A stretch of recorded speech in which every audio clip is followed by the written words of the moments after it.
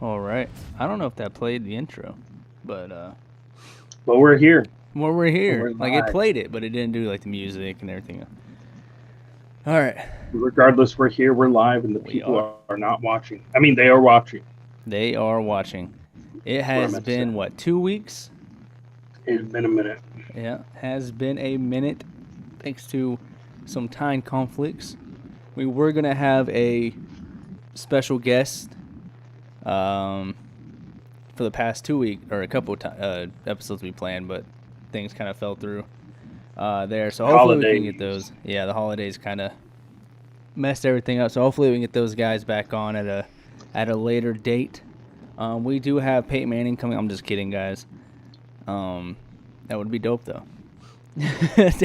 Taylor's like, that's news to me. We do? Yeah, he promised bring on Tom Brady and a couple of the other guys. So Oh, okay. The yeah, goat. Gotcha. The goat's bringing the goat. yeah. New Understood. sheriff in down. All right, guys, let's break it. Let's go into this college edition. So USC, I know Taylor's ready to talk about this. Lincoln Riley is now 1-5 in his bowl games. So he might have took Oklahoma all the way to LA, but even in the city of stars, he's still a little starstruck when it comes to the bowl games.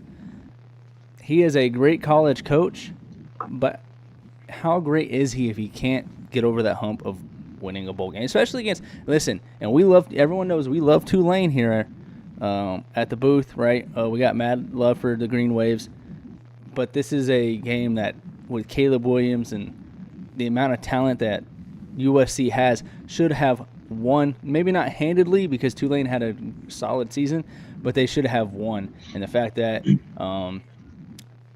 again, Lincoln Riley has lost a game he should have won. I know that hits home for you as an Oklahoma fan, Taylor, being in the playoffs a couple times in a couple bowl games as him as head coach, where maybe you guys should have won and that defense does not show up. And again, that defense did not show up in LA for the LA or USC. So Taylor, take that away. Let me give me your thoughts on that USC Tulane game, and just kind of Well, let's talk about Lincoln Riley here.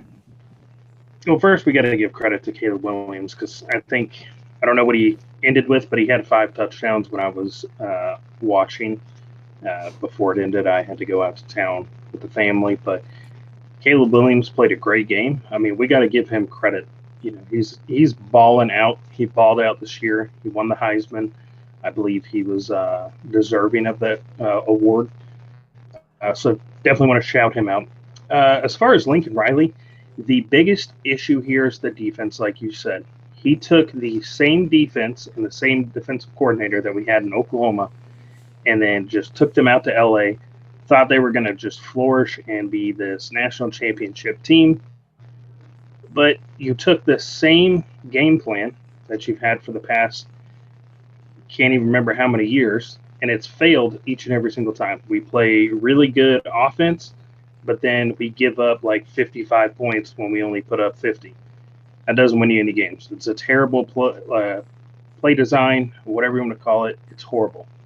Uh, I think Grinch is a terrible defensive coordinator, and moving into a different conference, you can't play Big 12 defense. Big 12 defense doesn't win national championships. Yeah. Hopefully, TCU isn't going to be playing Big 12 defense against a Georgia team because if they do, that's a wrap for you guys. But they've been playing really good defense, so and we'll talk about that later. But Yeah. I think with Oklahoma transitioning into the SEC and having ACC former defensive coordinator coming in and being able to, he's played against SEC teams in the championships and other games, so he knows how to build a defense. I think in the future, Oklahoma is going to be set. But in order for Lincoln Riley and USC to actually amount to anything Get and over get that past hump. that threshold, Yeah. they're going to have to bring in like an SEC guy or somebody who's been able to go up against the SEC, you know, Big Five schools. You know, you got Alabama and all them. You know, if you can defend those guys, find one of those guys, bring them in, and I guarantee you they will absolutely demolish anybody that comes in front of them because they have Yeah. a really good defense. I mean, Caleb Williams is a great quarterback. Their wide receivers are filthy. Running back game is strong. Offensive line is great. But once you get on that defensive side of the ball, it's just, I mean, the weak points are just everywhere. So Yeah. I don't know if it's so much on Lincoln Riley as a head coach or a terrible read of coaches that he's hiring, because Yeah. I mean, He's not good with defensive coordinators, it seems. yeah, it's terrible. I mean, it literally USC's season this year was Oklahoma's for like the past 5 years. Yeah. It's just you do really good, and then at the end of the season, when you face a team outside of your conference, Now, you got nothing for them. I mean, I didn't watch too much Oklahoma football when he was there. As far as defense goes, I do remember you always complaining about your run defense, and the run defense for USC gave up 205 yards to Tajai Spears, and he had 4 touchdowns. He averaged 12 yards a carry. And then Shady, Clayton Johnson, who he hyped up when he transferred, he had 1 carry of 19 yards. So he didn't get too much touches, but he still got a 19-yard carry right there, which is a big chunk of change right there for only having one yard or 1 carry. So I think with USC, their issue, obviously it's not the offense, right? They have a stellar offense. They are going to be losing Jordan Addison to the NFL draft. They only have Caleb Williams 1 more year. I want to pose this question to you: is the hire of Lincoln Riley a dud if he can't have, or he doesn't have Caleb Williams in at least the college playoffs next year? Like, if he doesn't bring his team to the college football playoffs with the arsenal that he has at USC and the upcoming freshman class that he has coming in, is he a dud as a hire? I wouldn't say a dud within 2 years. I would say that it's going to be a disappointment with the team that they do have coming into next season, because they're not losing a bunch of vital parts that have made that offense what it is. So I would say that it would be a disappointment, and I know a lot of USC fans would kind of be upset, and a couple of Oklahoma fans are going to kind of be pointing and laughing like, haha, yeah, now you guys are getting a taste of our medicine. Yeah. He did this for 5 years and then dipped out on us and ruined our entire program. He's going to do the same thing to you guys. But he's one of those coaches. Here's the thing that worries me. I know Lincoln's a great recruiter, right? They've got a top 15 class, which to me, like, I know he's a great recruiter, and I know he's a good. I'm not going to say he's not a good head coach, but here's the issue. Like, they landed Malachi Nelson, who's the number 1 quarterback in the state of California, number 2 overall. They got Zachariah Branch, who put on a clinic at the Under Armour All-American game, returning a punt return, 90-something yards for a touchdown to put his team up top. They got Mekhi Lemon, who's a 5-star. I mean, they've got on the defensive line. So they've got some talent coming in, but when Norman, Oklahoma is out recruiting you still, to me that's an issue, because you're in LA. That is not a hard pitch. Listen, No. Like, coming from someone who grew up in California, and I'm not a huge fan of LA or Norman, Oklahoma, as a recruit, I'm going, especially for the NIL opportunities. LA is. I'm going to LA. Especially because it's near Long Beach. It's a pretty area where USC is located at. So the fact that Oklahoma is sitting at the number 5 class according to 247 Sports, and USC sitting at 15, that slightly concerns me. Now there is obviously talent versus like quality over quantity. USC is sitting at a total of 20 commits. Oklahoma's sitting at 25. However, Oklahoma has got a solid class themselves. They just have a little more 3 stars. But to stick with USC, again, that concerns me. Yes, they got the number 1 receiver. They got potentially the number 1 quarterback in this 2023 class. And they have some solid foundational pieces coming in to replace Caleb Williams and Jordan Addison. They have Brennan Rice, Jerry Rice's son, for another year, who has looked solid since transferring from Colorado. But so you got Oregon killing it, Utah killing it, UCLA's on the uprise. They got Dante Moore, flipped him from Oregon. do you still consider USC the top dog of the Pac-12 next year, or do you think there's going to be a Uh, little tighter conference than most people were giving credit to? Because right now, they've already basically gave Caleb Williams the Heisman next year at this point. yeah, Like, he's hyped up, and yeah, he's deservingly already, I so. think, like a number 2 lock in the way too early predictions. Yeah, yeah, and deservingly so. He's a solid quarterback. But is it going to be a closer race in the Pac-12 than we think it is, or is it just USC? USC's to lose. I would say if Utah can capitalize on this season, it'll definitely be a closer race than just USC at the top, because now that conference is starting to become a little more of a uh, I want to get there kind of conference because of USC and UCLA. Those two schools had a really good season, and now it's starting to be a little more like enticing to recruit. So like, hey, Yeah, they're starting to get on the up and up. They used to be kind of like a conference, but now it's kind of like, all right, now we got a Heisman Trophy winner. We have USC, who pretty much almost made the college football playoffs. UCLA, who had a really good season. Utah just came out and smacked around the number 1 team in that conference, yeah. USC, and pushed them out of the playoffs. I mean, it's a tight knit group right now, and if those teams can capitalize on what they produce this season, it's going to be a fun conference to watch, and I think it's going to be really enticing for players to want to go and play. So my So question is, I don't think USC is going to be like right now. I don't think I can say USC is going to be the number 1 team in that so conference. way too early predictions, right? And I'll give my prediction after you give yours. Um, who wins? And this is way too early, but who wins the Pac-12 next year, and why? I mean, as it sits right now, I'm just going to say USC. And I'm going to say that because Caleb Williams and the type of player he is, this was his first season as a starter uh, from the beginning. I think the way that he prepares himself for games is a very like in-depth, fully organized. Puts his mind 100% to what he wants to succeed. And if he's able to do that with his teammates and get them in the same mindset and be like, hey, we messed up last season. We're a new team.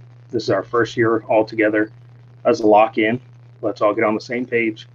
And then Lincoln Riley goes out and finds a new defensive coordinator or Yeah, figures out that. I think USC is 100% going to take it if they can get on the same page and get that defense fixed. If they cannot get that defense fixed and Utah is able to capitalize on the season they just had, and they can get a nice quarterback in there, because I can't remember if Cam Rising, I believe, is leaving for the NFL. I think he's out of. okay, I think he's out, and that's the reason why I was gonna say Utah, but I think that's the reason why I'm kind of hesitant because I don't know who they've really got stepping in. yeah, if they get somebody Stepping that's in. able to come into that position and either be just as good or better, Utah has a good shot.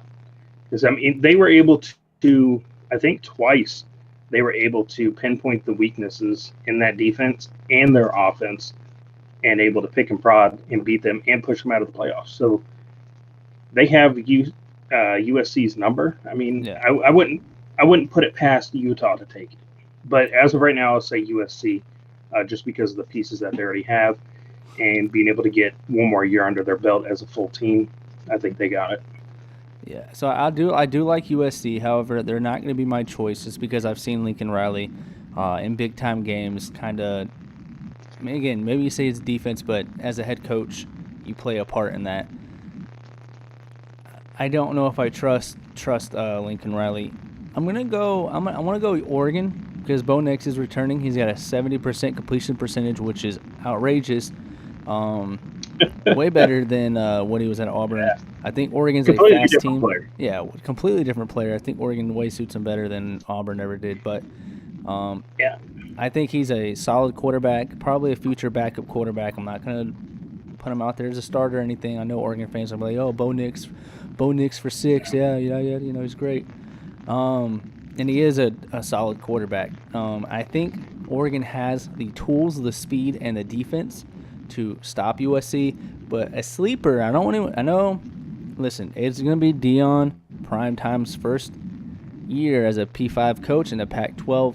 They have Shadur Sanders. They're going to have Travis Hunter. They might potentially, I don't know if you saw the Under Armour All-American game, Cormani McClain was semi-hesitant when he said that he was going to go to Miami. Even say semi-hesitant, and he was like, "Who's on your list?" And he was like, Miami. And then he was like, Miami, the only score, there are others. And he was like, my man was a little dazed. Now, he was seen wearing a Ohio State cap during the game as well.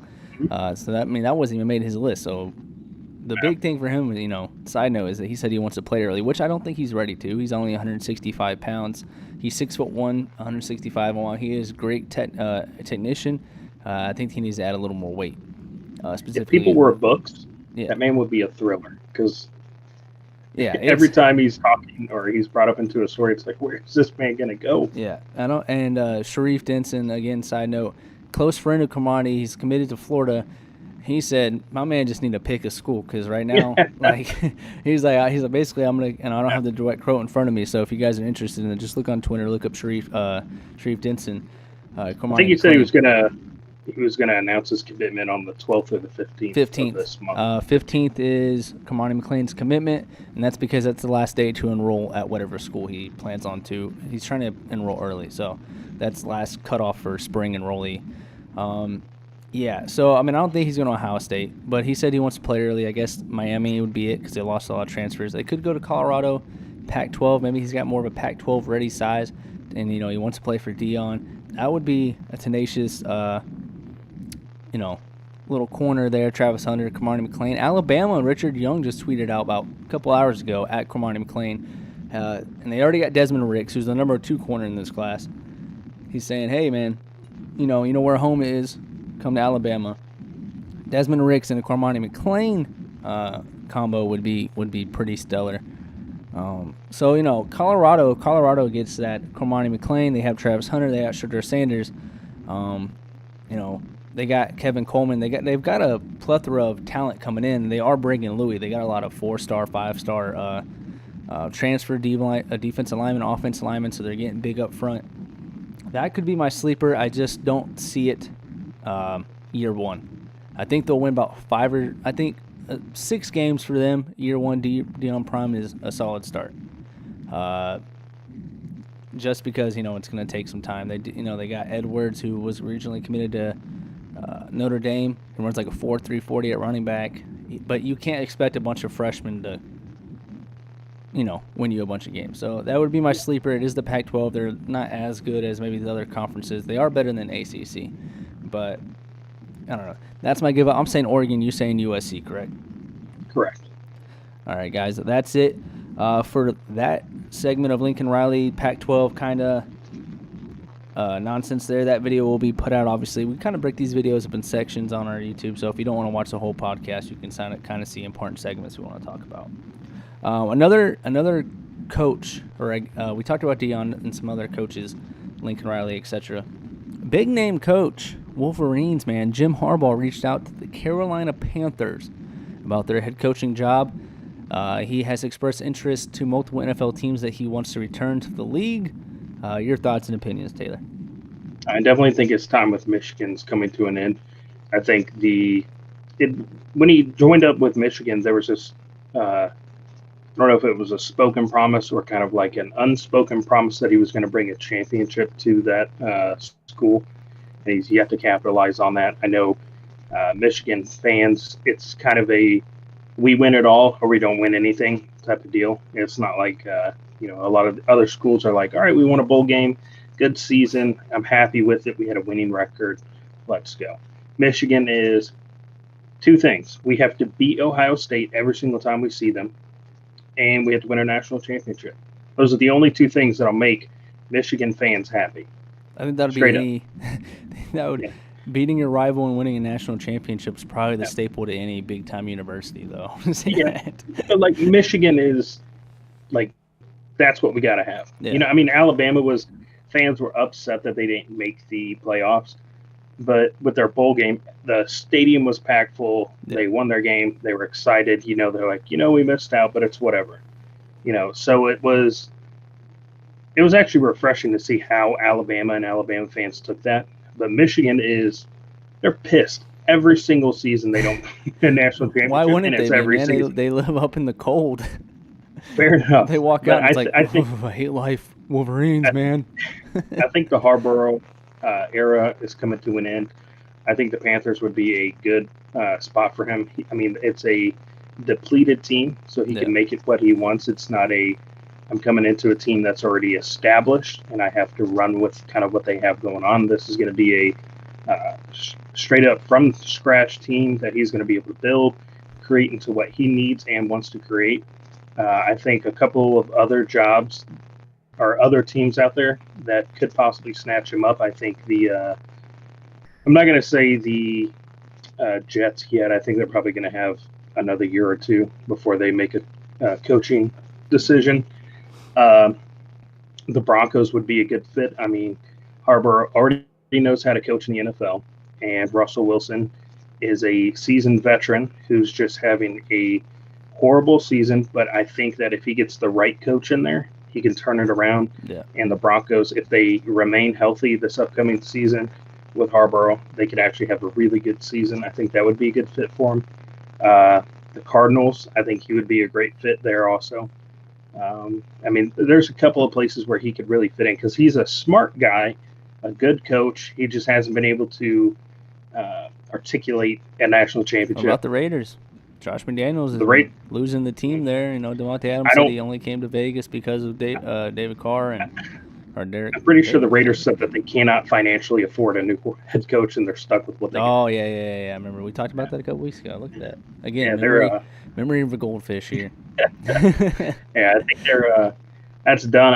I'm not even gonna want to touch. I mean, I kind of want to touch it, with the Raiders because I think Carr needs to just dip out. I think they need to trade him. I think it's time. Like they just signed him to a big time contract, but I think he's gonna waive his no trade clause. A team that maybe if the Colts don't go for a young quarterback, I mean that's kind of been the team in the NFL that kind of takes the old man quarterback or the quarterback that no one else wants. Them and the solid Broncos, quarterback. man. I think that if he goes to the Colts, leftovers.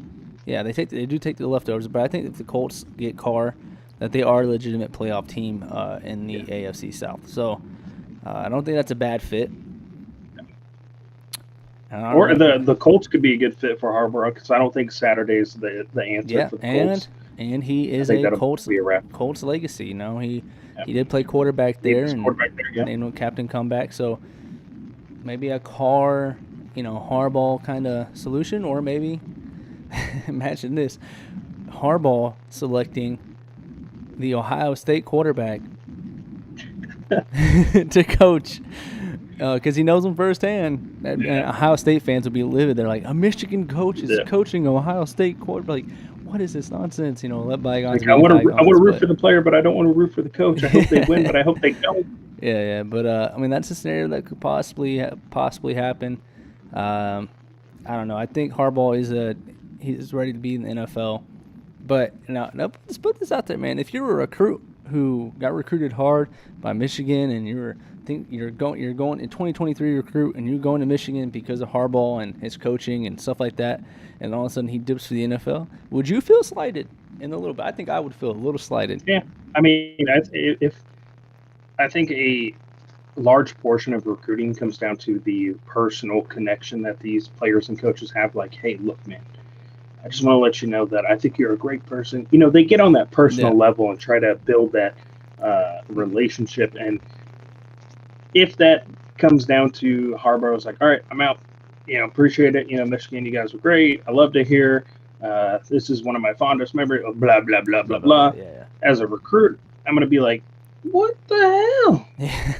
This man was in my living room talking about how, like, you and I are going to win a national championship. Yeah. We're going to get you ready for the NFL. And this man's like, my mom made you dinner. All right.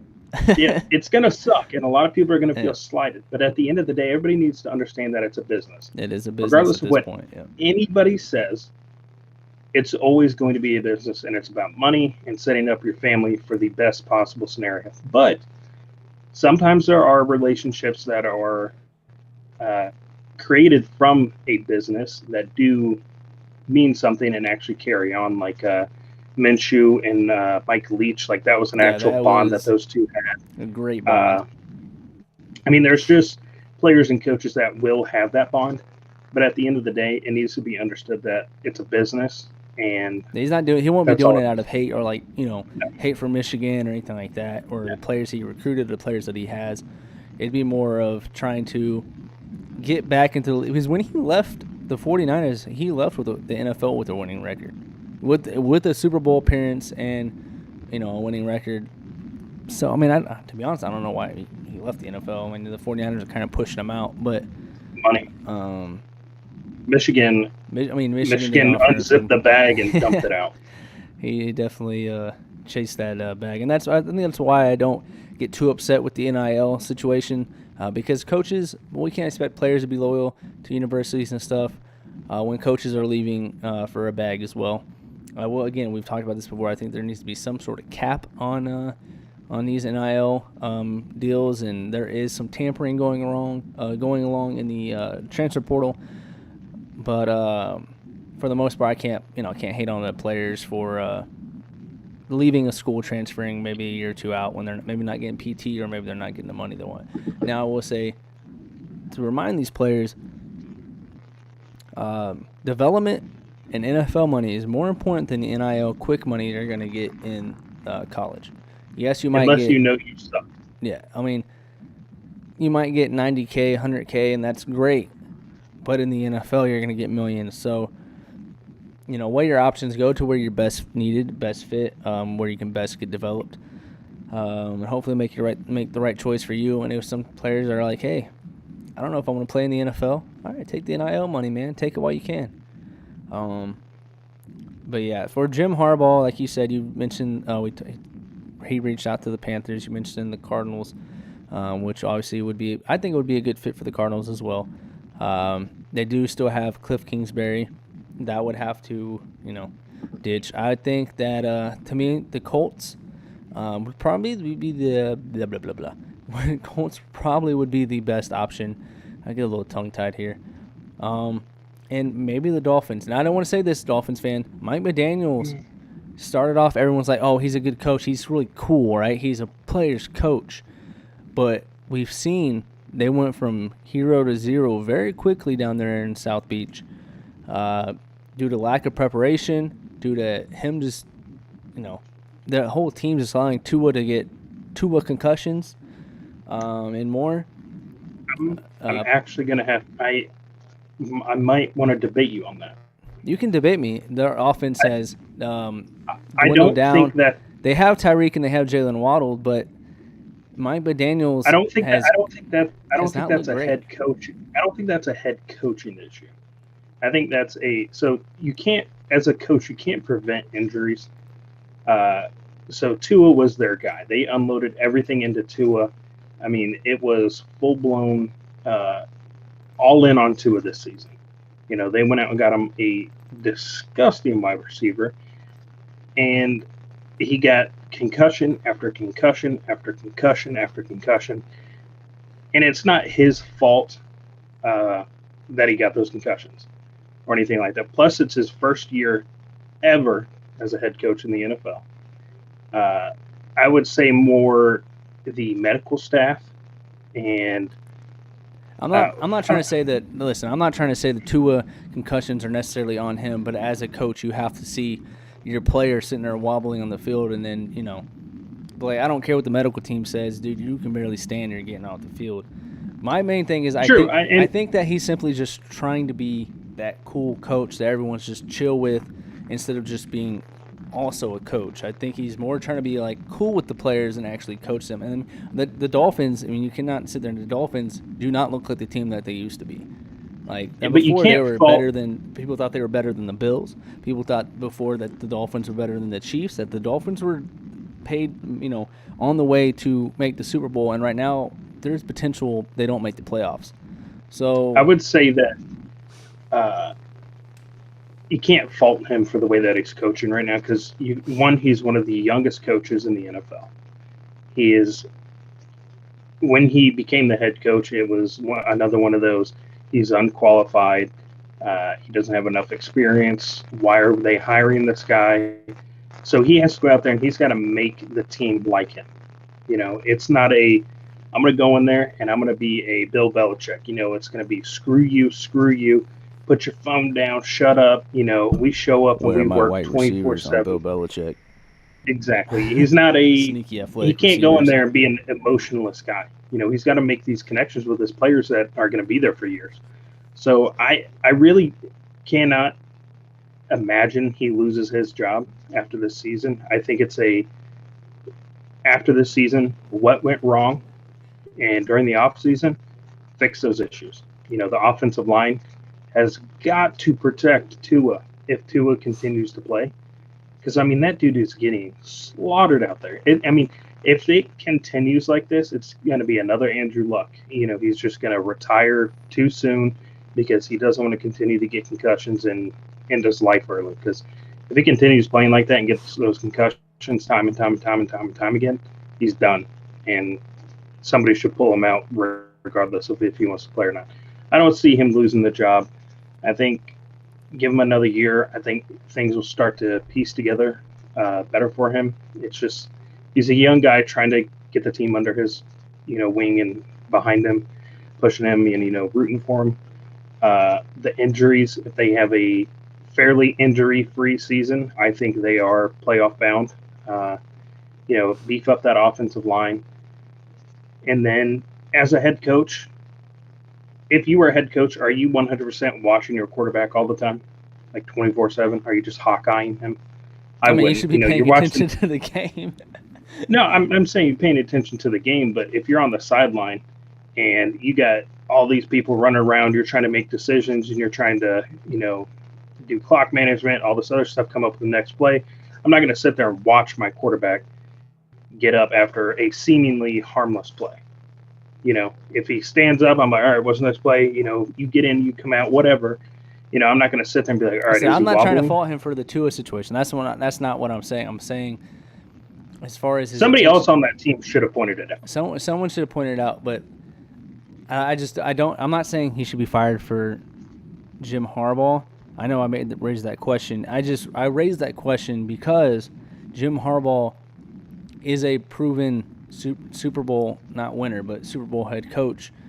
Do you go, hey, maybe we missed the playoffs and we're not, maybe Jim Harbaugh can get us over the hump with what we have. But then you raise the question, is Tua the answer? He's had a pretty good season, but could you not in this? I don't think this QB class is great. I think there's some gems here and there, but is Tua the answer? Has Tua hit his ceiling? Has Tua hit his ceiling?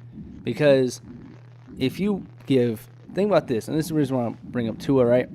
I think he's a good quarterback, but if you put I think Derek Carr is a decent, solid quarterback around the range. But if you give Derek Carr, Tyreek Hill and Jalen Waddle and company, if you give Jalen Hurts. To be fair, they did give Derek Carr the best wide receiver in football. So they did, and Javonte Adams is having a pretty stellar season. So it's not like, that to me, the Raiders suck not because of Carr, although he hasn't had a great season. He's thrown a crap ton of interceptions. He's not having the best season himself, but also McDaniels is not a good head coach. I don't know why we keep hyping up McDaniels. When he was at the Broncos, they sucked. He went back to the Patriots. The Patriots' offense was decent, average at best. Went to the Raiders, got hyped up because he was Bill Belichick's quote-unquote protege. And the Raiders now suck. To me, McDaniels is the reason why the Raiders suck. They have talent. He's a fraud. Yeah. They have talent everywhere on that Raiders Yep. often. That's why I think Harbaugh would be a good fit there. I'd ride, but they can't get rid of McDaniels because, he's a terrible coach in a fantastic situation. Yeah, and so Tua, I think with his situation, you put, and I know we kind of sidetracked here, guys. We're talking about Jim Harbaugh, but that's how things work, right? In the podcast system, you sit there and you talk, and then you got point after point after point. So, but with Tua, I think that if you put any other quarterback in that situation that's slightly mobile, like if you imagine Justin Herbert with the Dolphins, like I know he's got Keenan Allen and Mike Williams, but both guys are always injured, and Austin Eckler. But if you put Justin Herbert in that Miami Dolphins situation, the Dolphins are legit Super Bowl contenders, and I don't see that with Tua. I think Tua's hit his plateau. I think he's a good quarterback. I don't think he's a great quarterback, and I do think he's being uplifted by an incredible receiving core that's taking some of these dink and dunk passes 50 yards down the field and kind of inflating his stats more than people are realizing. And I know Acho and all these guys are. Tua is way better than Justin Herbert, and Justin Herbert's such a social media quarterback, and yada yada yada. I'm taking Herbert over Tua in my personal opinion, and I think that I would also. I think that maybe that's what's holding the Dolphins back. I don't want to say it's the head coach, but yeah, I think Harbaugh could potentially get them over the hump. But I think, to me, like we talked about, Harbaugh, Colts, we see that. So I don't know if this is true or not, but Spencer Sanders, the Oklahoma State quarterback who entered the transfer portal, reportedly, I don't know if this is true because the post kind of seems jokey. Yeah. But it looks like he has withdrawn himself from the portal and is returning to Oklahoma State. And the reason why I think this might be a joke is because the post says, when asked about his decision, Sanders replied, "When I realized I can't throw any more picks if I don't have anyone to throw to, it was an easy decision to stay." Yeah, I don't know if that's so. It's a real quote. I can't verify it, but it is a Oklahoma Sooners verified page. Not Oklahoma Sooners, but it's somebody who writes. So it might be true, and then they added in that false information at the end there. You got the Coastal Carolina cat McCall. He was going to go to Florida, but could not get in due to academics. And then was going to go to Auburn instead, could not get in because of academics, and he withdrew his name, so he's returning to Coastal Carolina. I know Myrtle Beach is a party town. That's got it. I mean, I know Florida and Auburn are hard schools to get into, but dude, all you got to do is have a 2.5 to transfer, so yeah. My man is living it up down there in Myrtle Beach, dirty Myrtle. Hey, it's not a terrible place if you're in college. Yeah. I mean, if you're over the age of 21, it's like a... Maybe you should transfer to Texas. You know, Texas tweeted out a year ago a team average of 2.89 GPA, and that's the highest Texas has ever had, which is sad. Most teams are sitting at a 3.0. These are like, yeah, 2.8. Yeah, our guys are smart. Our boys are in the books. Oh, man. So maybe Sam McCall could have went to Texas, you know? I mean, they got a little QB room over there with Arch Manning and Quinn Ewers, but yeah. So, but yeah, guys, let us know your opinion on where you think Jim Harbaugh will potentially go in the NFL. There's a couple teams, I think like the Colts. Maybe the Panthers players are advocating for their current interim head coach to take over. So, speaking of Michigan, they lost to TCU.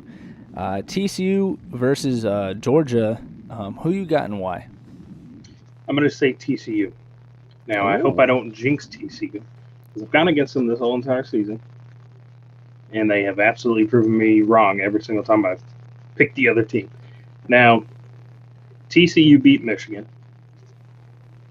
Michigan beat Ohio State.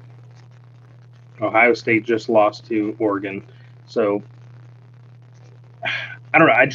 TCU just seems to have the edge right now. The underdog kind of they've got story the going on. Grit, they've got the heart, they've got the passion. It's like this is what we have to have and nothing else.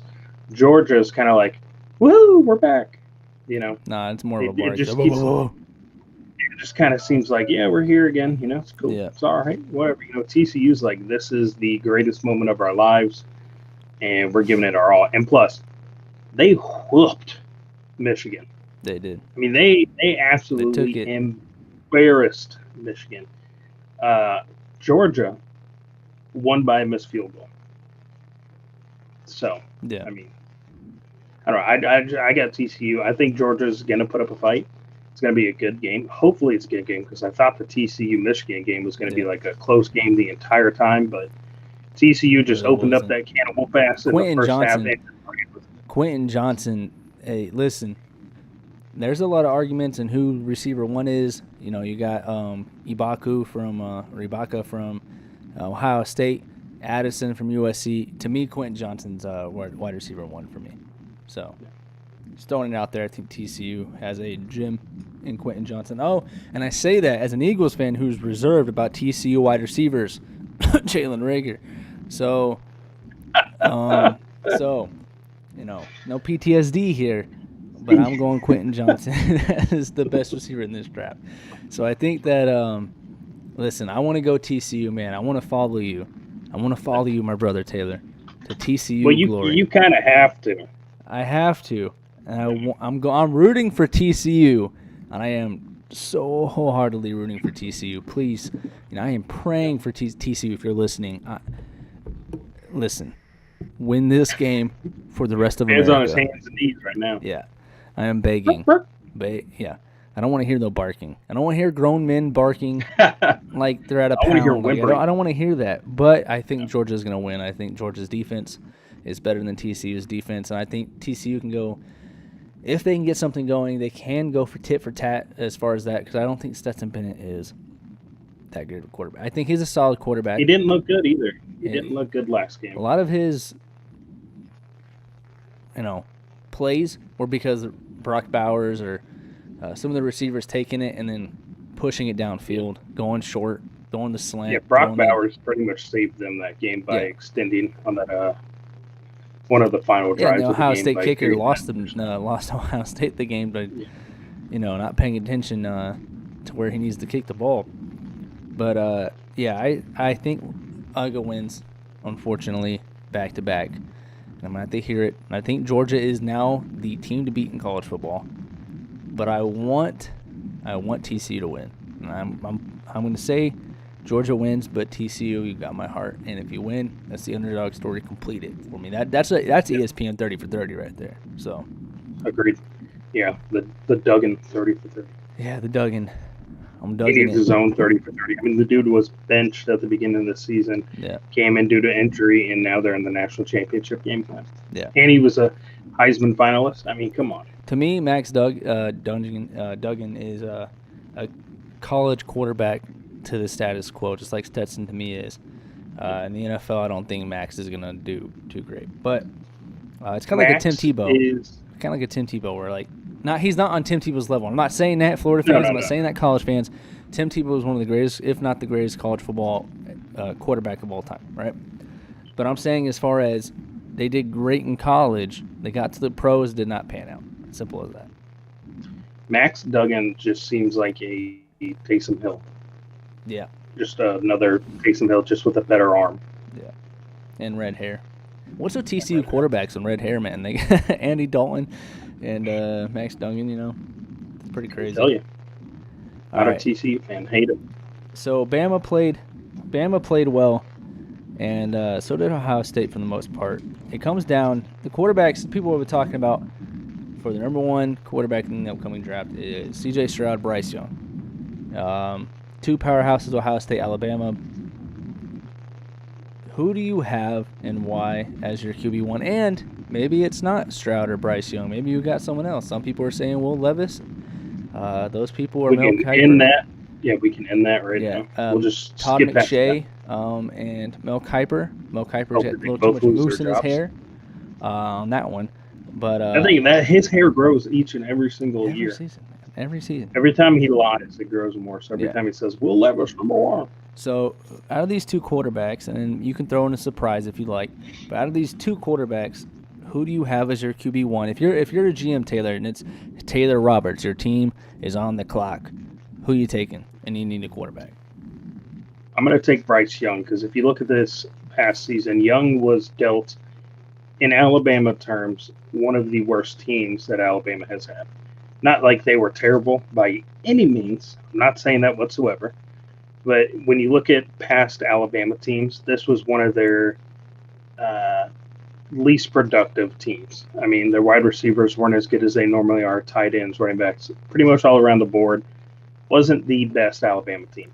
No. But Bryce Young continued to make things happen as if it was their best team that they've had. I mean, he was able to go out there and perform like an NFL quarterback. He's a big guy, which is already a plus for the NFL.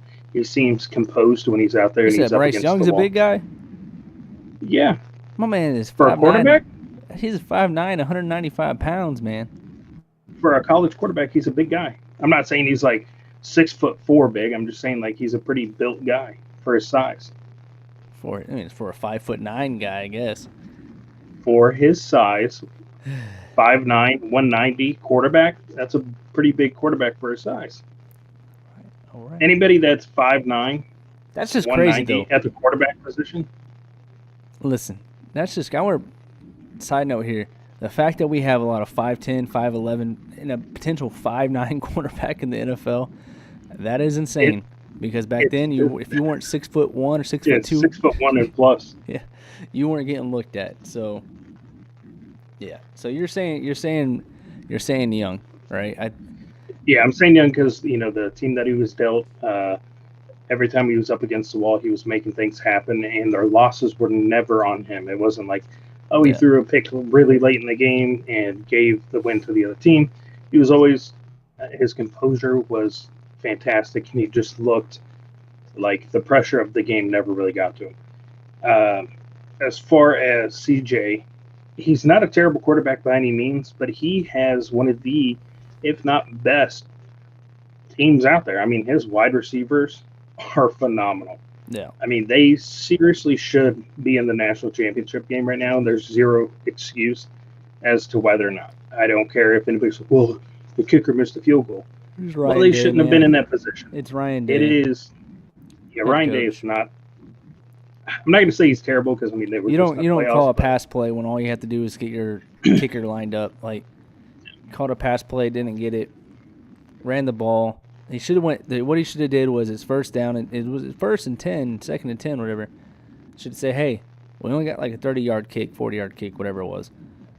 What hash do you like to kick it from? He should have went to his kicker and said, hey, and then go, all right, guys, we're trying to get to this hash. I don't care if you lose a yard or two, get it to this hash, help our guy out. Instead, you put your kicker in it should have been an easy kick, but in the sense of maybe it wasn't the hash or spot where he necessarily is best at kicking.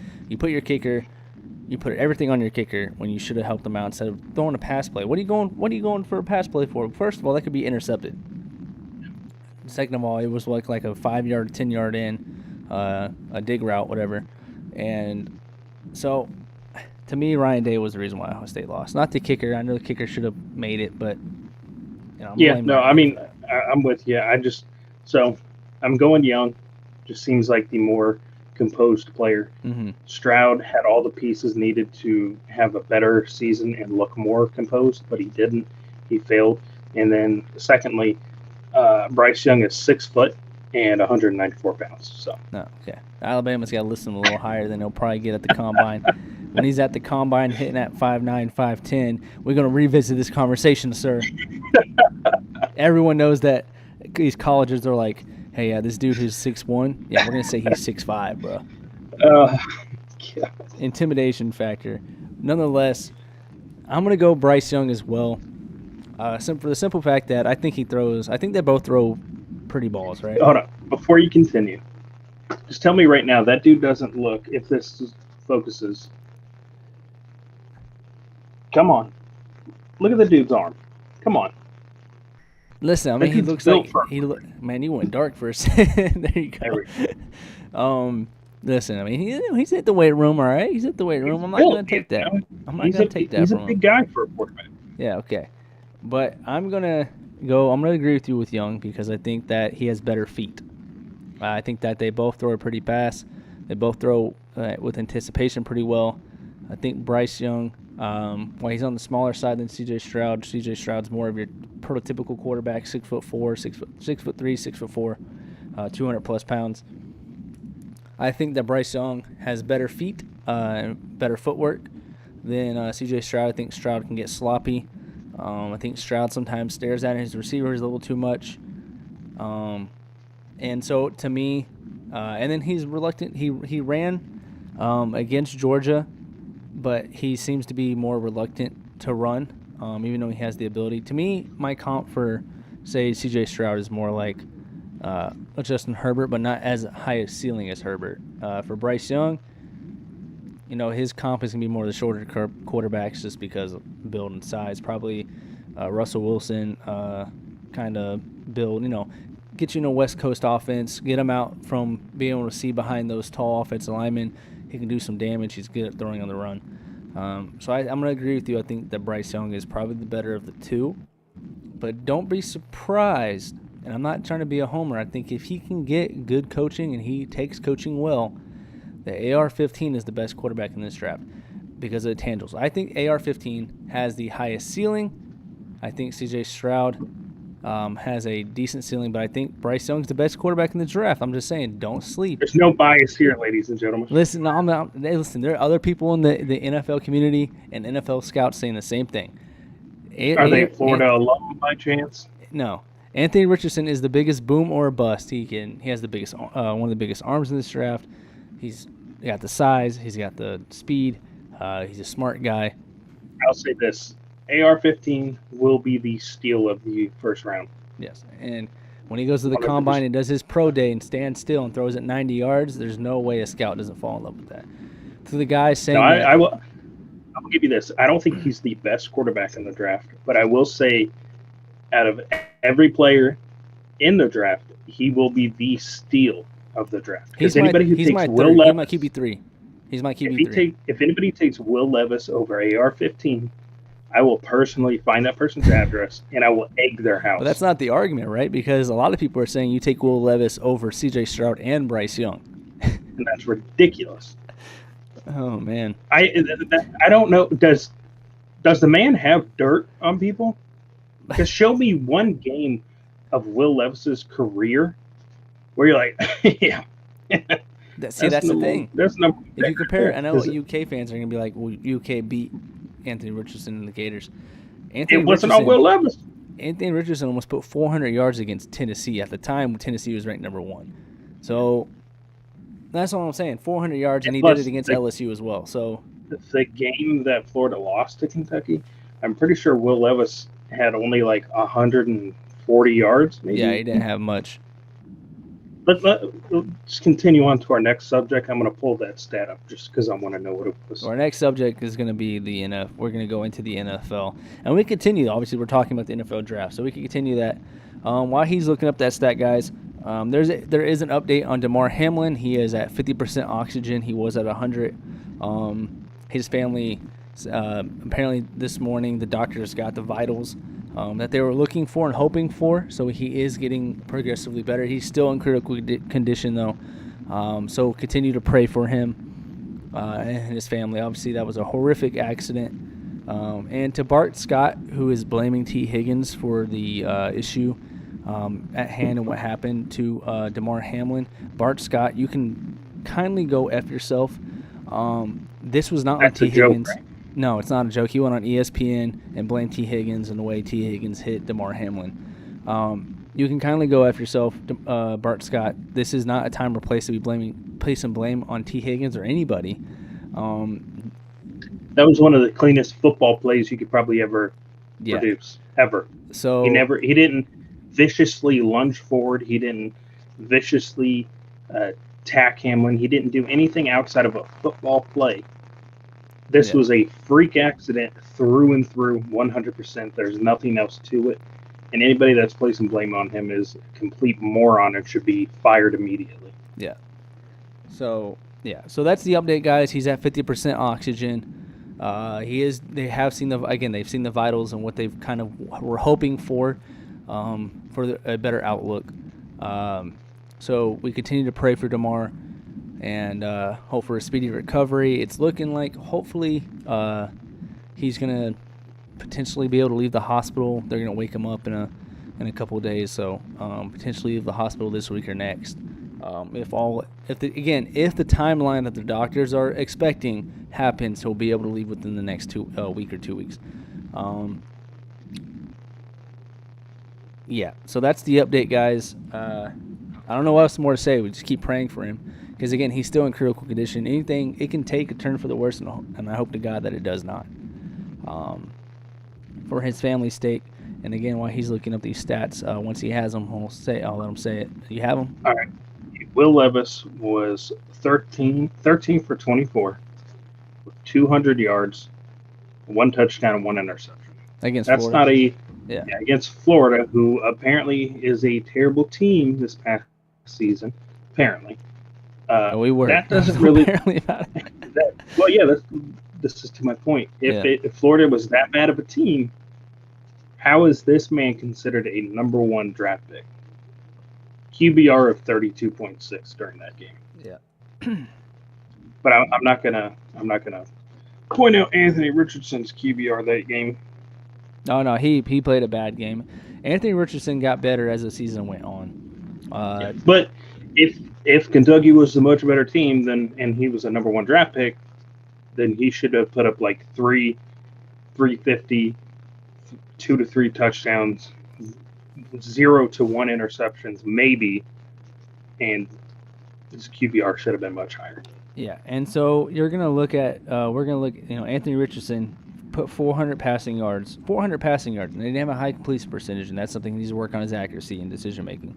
But he put 400 yards against Vandy. He put up 453 yards against Tennessee. And then his next big game after that was 271 against Georgia. Against Georgia's defense. He had no interceptions.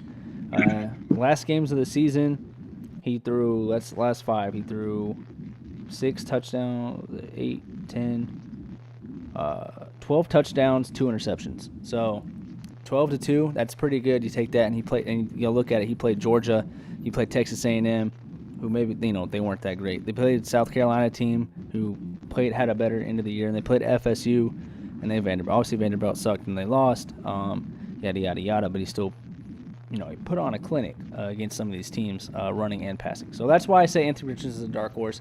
If he can clean up his accuracy issues, he can clean up on. To me, his big issue is touch on his passes. He thinks that everything needs to be shot out of a cannon. But again, we say Bryce Young, right? We're on agreement there, Bryce Young. And anybody saying Will Levis. Will Levis isn't even my top 5 guys. So I hate to say it to you. I don't think Will Levis is my top 5.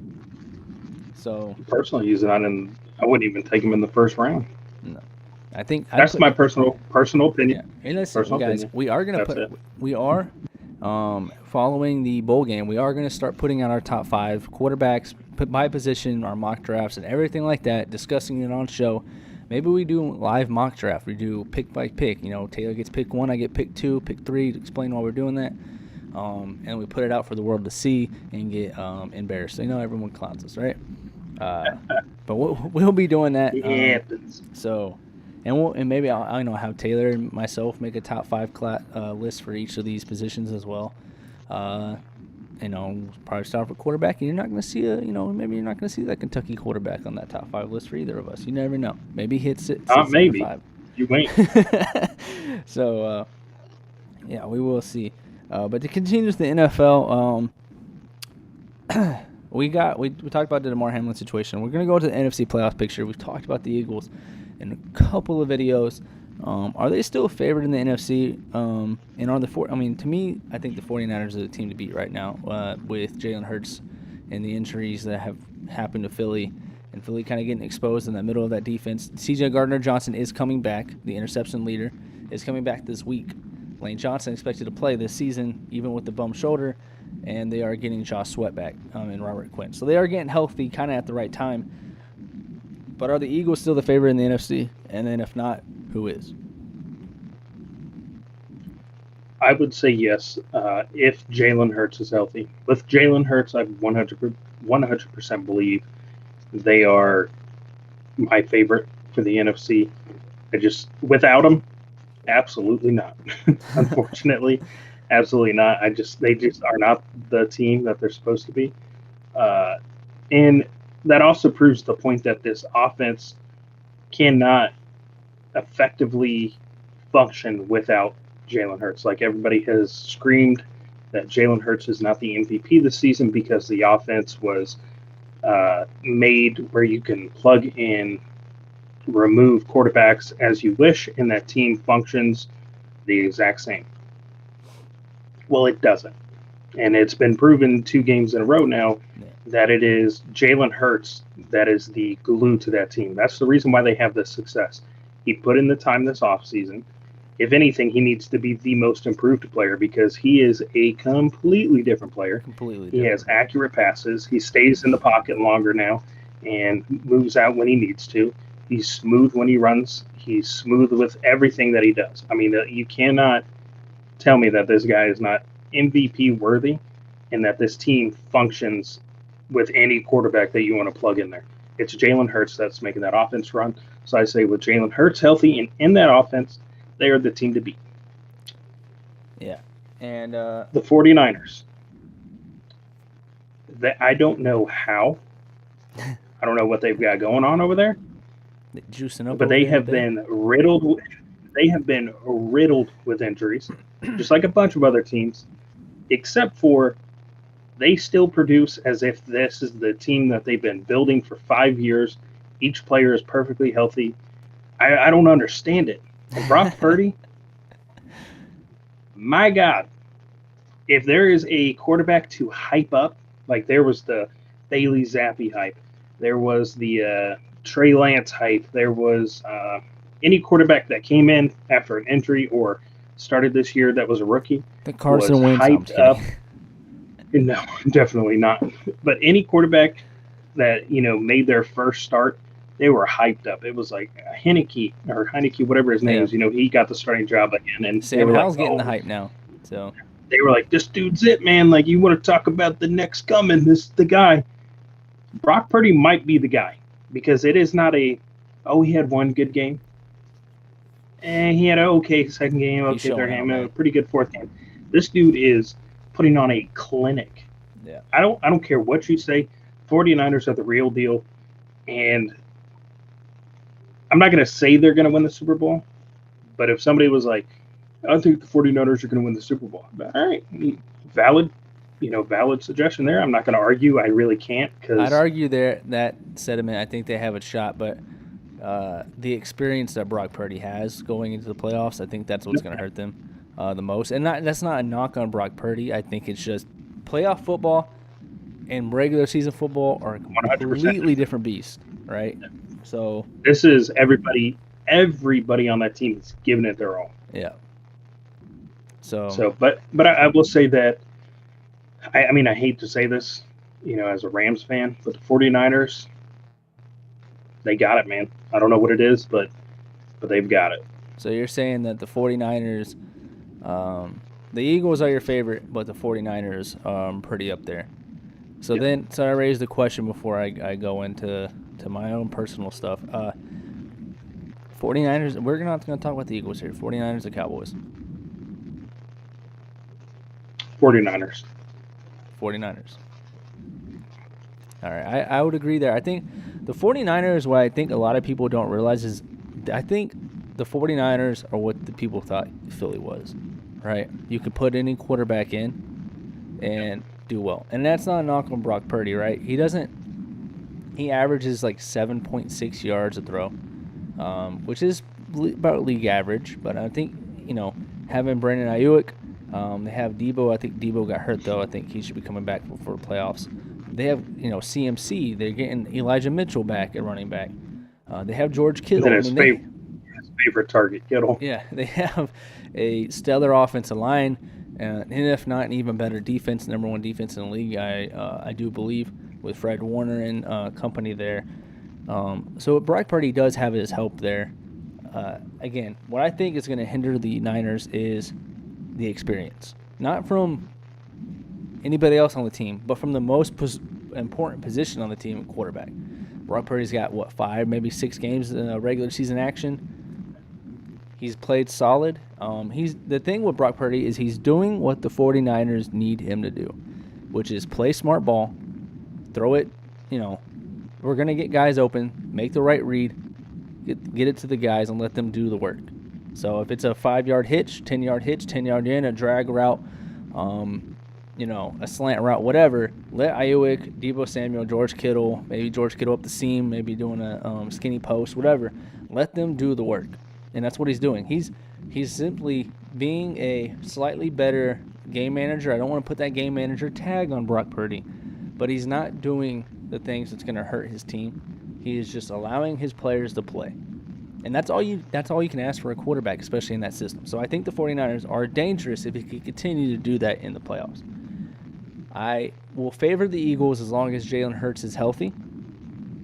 I think if they get CJ back on that defense, I don't think people realize how much of an important piece on that middle for a free safety for CJ Gardner-Johnson, who's one of the better safeties. He's proven it this year in a contract year as one of the better safeties in the league.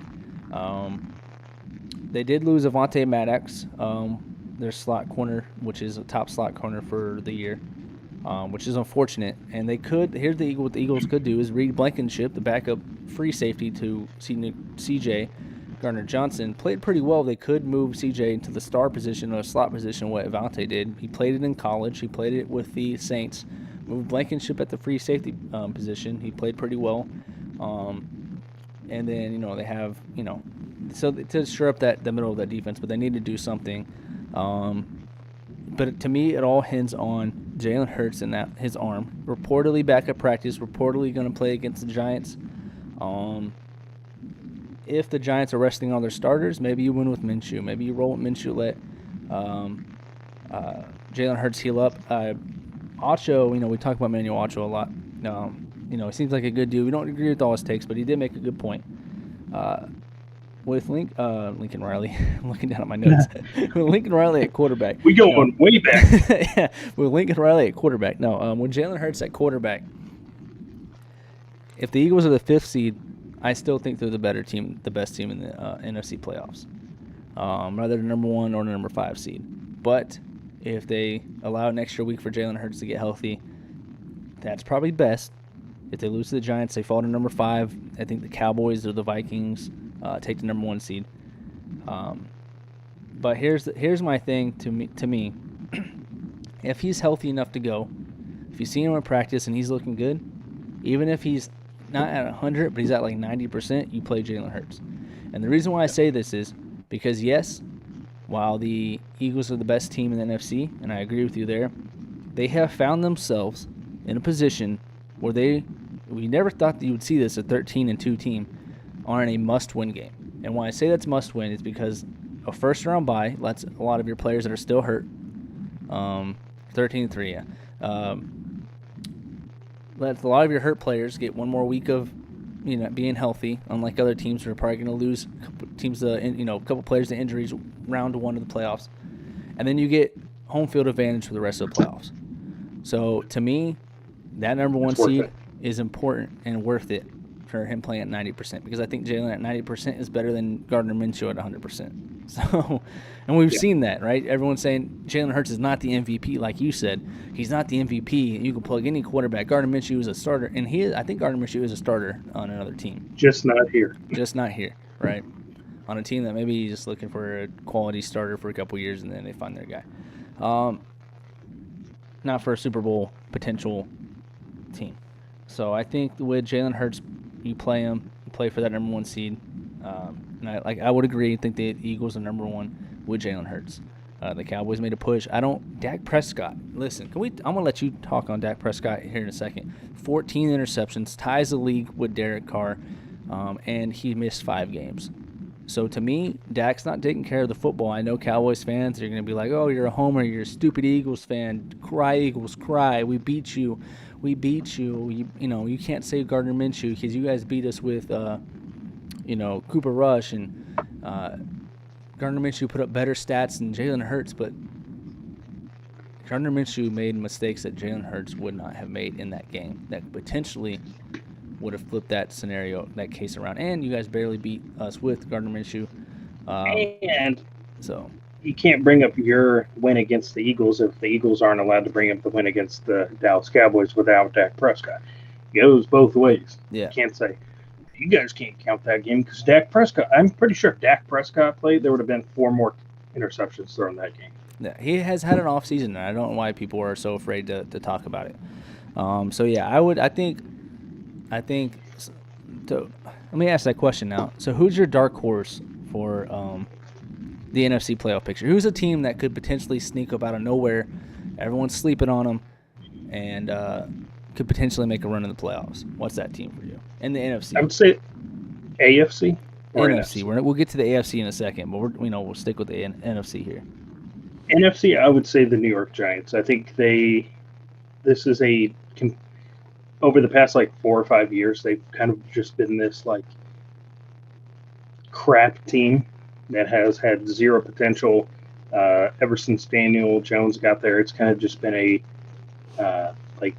this dude's a waste of a draft pick. Yeah. Please get him out of New York. Saquon's been hurt. He has been playing the way he's been supposed to be playing. Well, Daniel Jones is having a good season. Yes. Saquon is having a good season. Their defense is actually one of the better defenses in the league. Their draft pick, Kayvon Thibodeau, he's playing some really good football. I think that the New York Giants are going to have a really good playoff run. I don't think that they're going to go to the Super Bowl or, be like in the NFC Championship, but they could make they're going to be a team to beat. And there's a chance they make the NFC Championship just like every other team. It's the NFL, any given Sunday, whatever, and Saturday now. But I think they're going to be that team to look out for. I don't think if the Seahawks make it, I don't think the Seahawks are really anything to worry about. The Cowboys, it's December. It's the playoffs. It's kind of like tradition at this point. Do I want to double my paycheck and bet against the Cowboys? Make your money because it's the Cowboys in the playoffs, so it's almost a lock. Yeah. Tampa Bay, they just look terrible. I mean, they've had their games here and there, and they've kind of turned it around. I know this past weekend, Mike Evans had a absolute phenomenal game, but that's it. I mean, if you look back at the Tampa Bay Buccaneers season, you're like, all right, what's the one thing you remember about the Tampa Bay Buccaneers season? Mike Evans getting into a fight and getting suspended, and then Mike Evans having a phenomenal season and Tom Brady getting divorced. Those are the 3 storylines of the Buccaneers that I remember. There's nothing else that I'm like, oh, well, they had this one game. Maybe walking off the they field. Just went off. Yeah, well, that was last season. So. Was it? Yeah. I feel like that. Yeah. It feels like it was yesterday, but it was against the Jets last season. Yeah. But, and Minnesota, they're going to Minnesota. I think they're the weakest 12-4 team in the league right now. I think the only reason why they're 12-4 is because of Jay Jetta. I don't think Kirk Cousins is really the reason for it this year. Yeah. And the 49ers are good, so we already know what they're going to produce, and they're probably they'll most likely make the NFC Championship if I had to put money on it. So I'm going to go with the Giants. All right, I like that pick. I'm going to go with the Green Bay Packers, and I know that's going to shock some people. But they've been playing. Definitely shocking somebody over here. Listen, they've been playing. And this is a dark horse. Remember, this isn't obviously if they get in the playoffs. They've been playing pretty well the past couple weeks. Aaron Rodgers is finding his stride with his receivers, and finally. Yeah, finally. Christian Watson's looking good. I think that with Anthony Rich, I'm saying AR. You got to be so many ARs in the freaking NFL. It's going to confuse everybody. With Aaron Rodgers, you can't count him out. He's considered one of the greatest of all time. I just think that they're hitting their stride at the end of the season where you kind of need to hit the stride. You need to put the pieces together. The defense is playing well. They have 2 solid running backs in Aaron Jones and can't remember the other dude's name. A.J. Dillon, for whatever reason. Christian Watson's finding his stride, and I think that's where is going to hurt them is their inexperience at receiver. But I don't want to sleep on the Packers. I think if the Packers and the Cowboys play together, I'm picking the Packers. The Packers play the Vikings.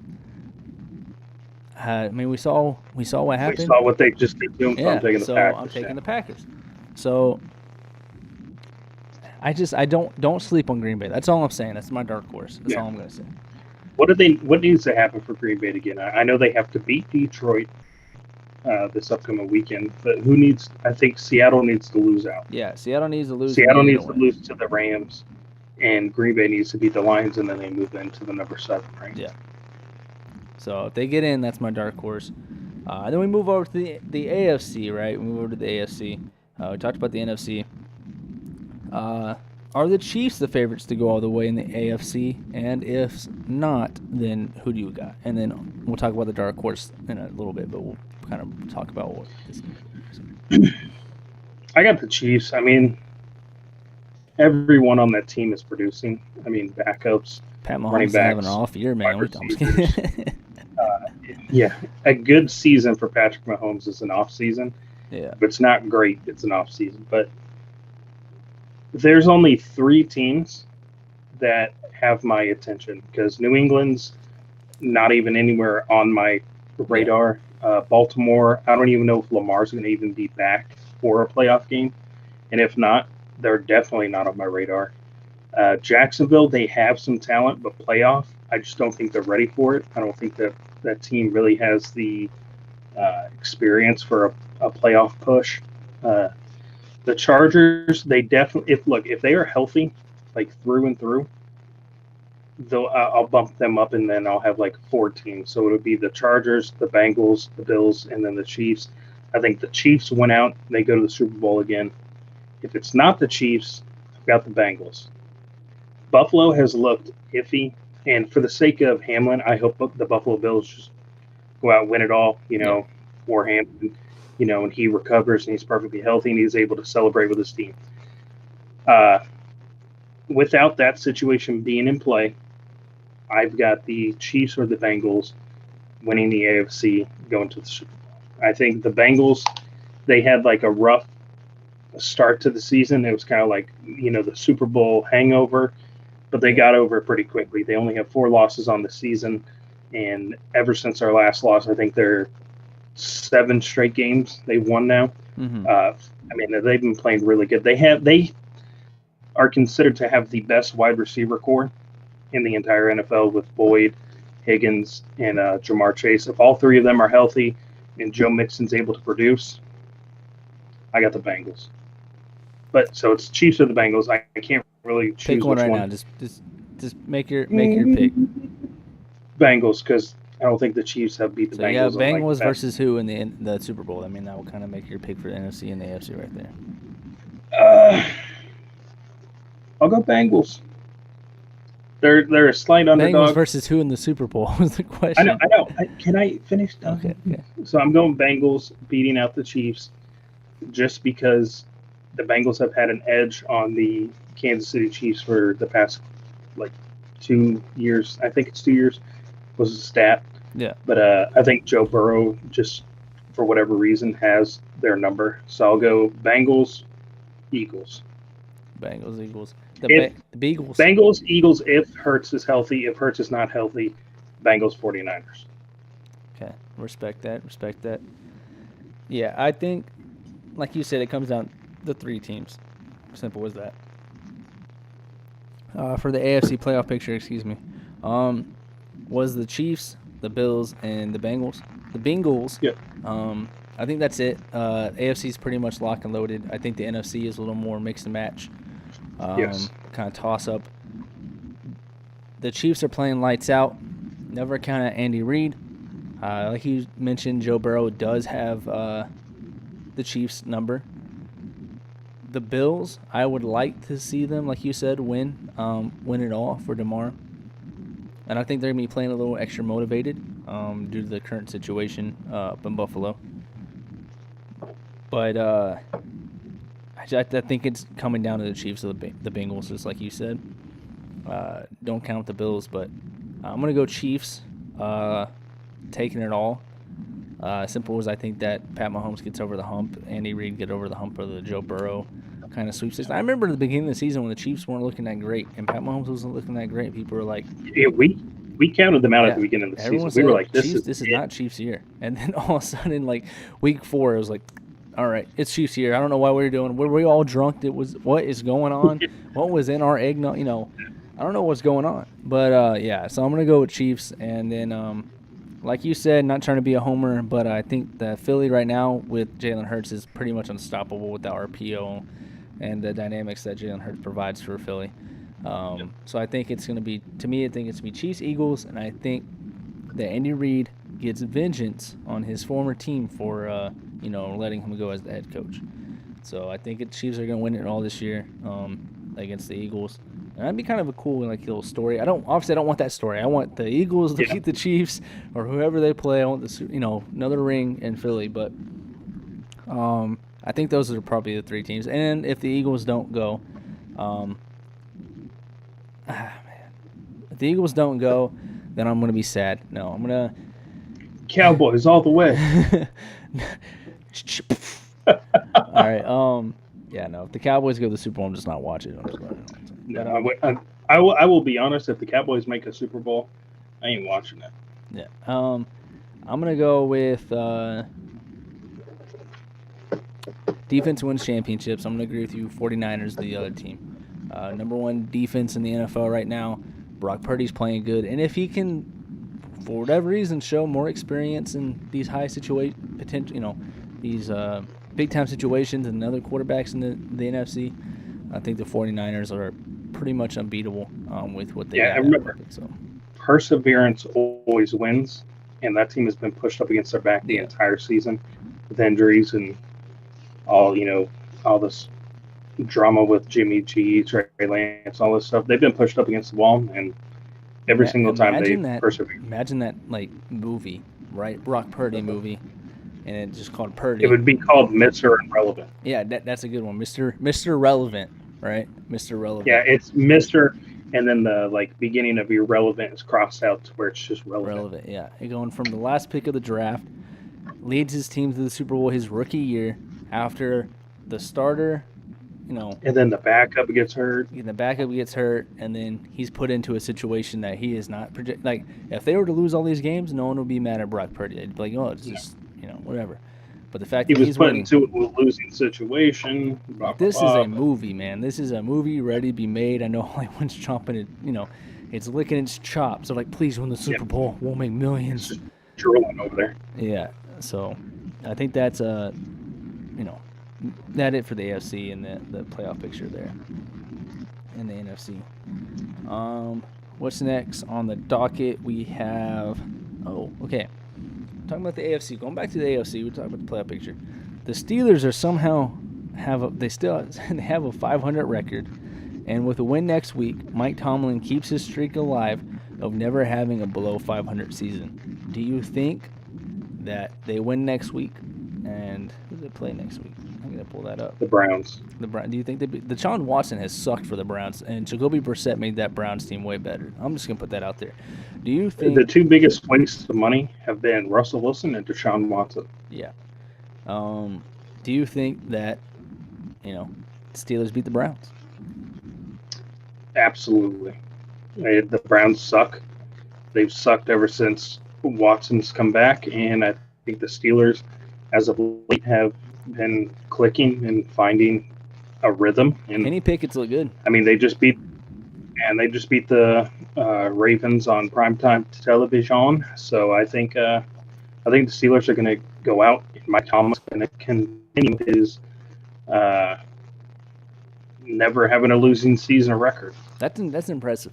That's impressive. That's insanely impressive. I don't care who you are. That's impressive right there. I don't care what you say or be like, oh, well, they don't have many Super Bowl. I don't care. This man has never had a losing season in his entire career. Yeah. Now, I raised the question. We talked about Pickett a little bit, just for a little touch-up. Pickett has looked solid, and he's shown growth the past couple of games, and Pickens has a 78% catch rate on tight window throws, which is insane. The league average is around 50%. So he is 28% better than DeAndre Hopkins and Mike Evans and these top-tier guys. What does the future look like for Pittsburgh? Does it look bright, or should they be kind of concerned or worried? I think it looks bright. The only thing I would say they really need to focus on improving is their run game, because Najee Harris has not looked as strong as he did last season. He's kind of looked, I don't want to say scared, but he just doesn't have the same power. And he looks frightened. He doesn't have the same get up and go that he did last season. And if they can get their run game figured out and get him, if they can figure that out, they'll have a good decent team. I'm not going to say like next 2 seasons are going to be a Super Bowl team, but they're going to be a winning team, and they're going to have a couple of spots where they need to tweak within the next couple of drafts. But they're on their way to having a really good team. Yeah. I think Kenny Pickett's playing really good football, and he's proven a lot of people wrong, including me. I didn't really think he was going to turn out to be like a starter or anything like that, but he's definitely earned his spot as their starter. Sorry, Mitch. No, I agree. I think the Steelers do have a bright future. They think they need to work on their offensive line. Maybe get a couple more receiver pieces there. Help out the defense a little bit. But I think, like you said, Pickett's look good. Pickens has looked good. Tomlin never having a losing record is insane. So I'm a Steeler fan. The future looks bright. With that being said, we'll go into our game predictions. Taylor, do you have the other? You said no, right? Yeah, I cannot access our predictions at this time. All right. So I will. Do you want me to write them down, or do you want to write them down? I do not have anything to write down with All it. right. So I'll write them down, and then I'll just convey that. And if you guys don't know, if you guys are new to the channel, listen through Spotify or anything like that, we have a running bet that at the end of the season, NFL season, that for the next show we'll have to wear our collegiate team's rival. I'll have to wear Georgia gear, and he will have to wear Texas gear. So we'll get the information. I think it was pretty close last time, but we'll go ahead and get these game predictions, and I'll write them down. And then any ones that we have different is what we're going off, not the ones that we have same or anything like that, because it just makes no sense. All right, so all these games. All right. If you would like, I can read off the games. Yeah, if you have, I have them in front of me, but you can go ahead and do if you want. All right, we'll go ahead and start off with the Chiefs versus the Raiders. All right.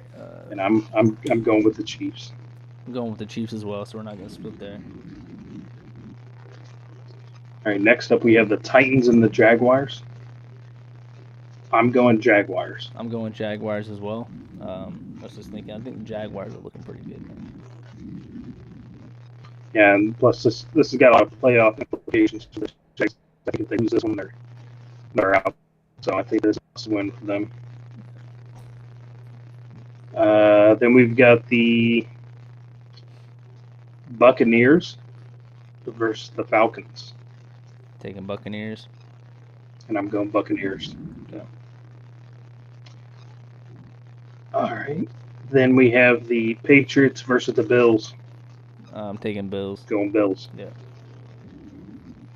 This is going to be an even slate until we get like a really close. All right. Then we got the Vikings and the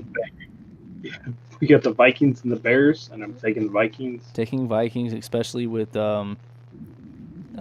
Justin Fields being hurt and they're starting. I can't remember who they're starting with the Bears, but I'm going Vikings. Simple. And then we got the Ravens versus the Bengals. I'm going Bengals. Same. If it was Lamar, it may have been a split. That's the reason why I'm not even considering the Ravens. All right, then we've got the Texans versus the Colts. I'm going to go Colts. Going Colts. The Texans' lifeline of that offense, Dameon Pierce, is on IR. Colts have looked bad. I'm gonna go the Colts as well. Well, I think without Dameon Pierce, that offense for the Texans is pretty much non-existent. So I'm just gonna say there's only like maybe like 2 games on here where it's like, ooh, I don't know who to take. Yeah. It's literally going to come down to like maybe 1 or 2 games here. All right, so now we've got the Jets versus the Dolphins. I'm taking the Dolphins.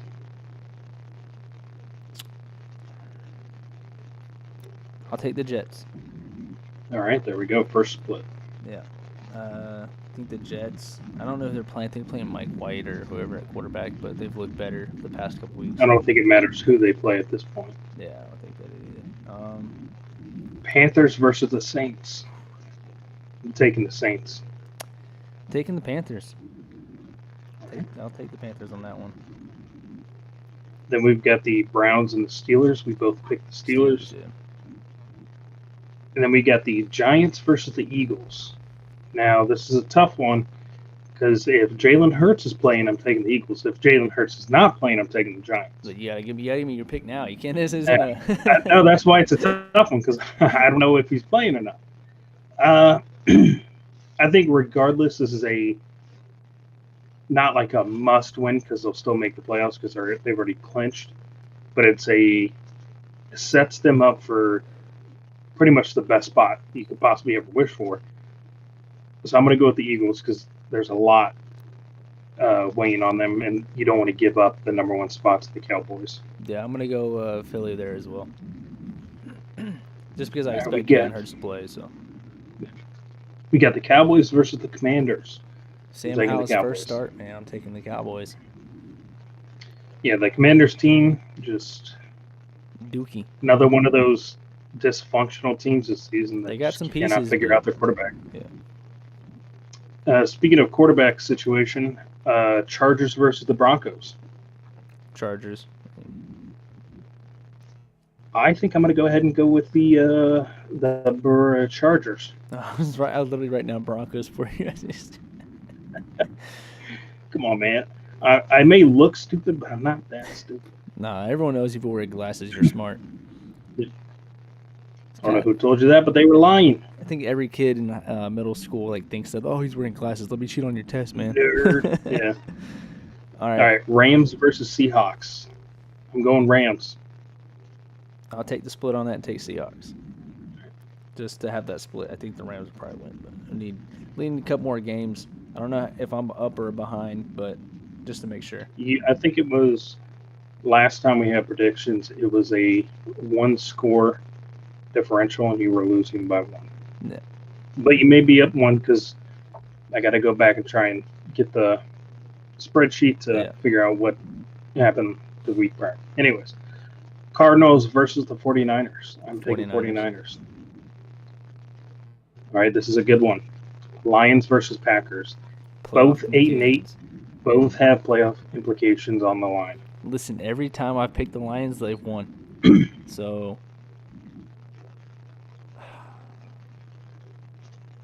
man. Now, remember, even if you pick the Lions, it does not go against what you said about the Packers because you said if the Packers make the playoffs, they would be your dark horse. So that it would not, conflict with your statement earlier. So you can pick whoever. I'll take the Lions. I just don't want to. I'm going to take the Packers. I can't believe I won that easily. He's like, I think the Lions actually beat the Packers earlier this season. Yeah, that's what scares me because a lot of times you see these conference games where they split, like one wins one earlier, one typically how it rolls. But I just can't go against the Lions. Williams is. All right. You see his interview and he's like Pokemon's sitting there clowning the reporter. He's like, I just want to go home and play some Pokemon. He's like, so you like Pokemon? He's like, what? He's like, yeah, I bought my nephew some Pokemon cards. And he's like, well, if you bought him Pokemon cards, they probably suck. I was laughing. Dude. Probably knockoffs. All right, man. That is it. That is the schedule. Did we do Monday night? There's no Monday night game? I don't. There isn't one. That's crazy. Yeah, I don't think so because this is the last. Yeah, that's wild. Last week, so they give them that. They don't give them that game on that day, so they can get the time to rest up there. Yeah. So our differences are Dolphins, Jets. 4 games, dude. 4 games. Dolphins. You picked Dolphins. I got Jets, which I'll probably eat my words on that one. Saints, Panthers, Rams, Seahawks, Packers, Lions. This is it. And breaking news from Hayes Fawcett. Talking about the wide receiver for Michigan. Yep. Yeah, I was reading. That's why I was going to bring up on the show. You were talking. I was like, is this fallout after reports coming out of Jim Harbaugh potentially leaving that the players are starting to all right, I'm out. Just in case, I need to find me a better home. If multiple people start dropping out, then yeah. Yeah. Absolutely. Yeah, people in the comments already saying, Hardball falling. uh, like, Harborough's gone, and this is just the beginning. Get ready to see a bunch of people start leaving. Yeah. NIL deals everyone college football. Harborough gone, Harborough gone. Yeah. We'll see. We shall see. All right. For everybody at home listening on Spotify, make sure you hit that follow button. We are going to get on a more solid schedule, we promise. I know we keep saying that, but the holidays are over, so it's going to be a lot easier to get on a normal schedule. I believe we're still trying to do it Tuesday at 7. Correct, Taylor? Correct. So Tuesday at 7 is going to be the normal schedule. We're going to try to get some more guests on the show. Link up with some people, and potentially we're going to start trying to reach out to some of maybe these collegiate athletes, high school athletes. Maybe it's the off season now. Maybe we can get some interviews. Who knows? We're going to try our best, guys. So again, make sure you follow us on Spotify if you're listening from home. If you're watching this on YouTube, make sure you hit that subscription button and the bell notification to let us know, or to let you know whenever we post a new video or we are live. Taylor, you got anything more to add before we conclude here? I'd just like to apologize for anybody that does tune in and looks forward to watching and or listening to our show that we have been absent the past 2 weeks. With Christmas, New Year's, family coming into town, schedules just did not align as we would have liked them to. We also had a special guest that was traveling. He was also traveling today back home to California, so things just didn't really pan out. But so with that, we apologize, and we will start getting back on a regular schedule. And thank you as always for watching. All right.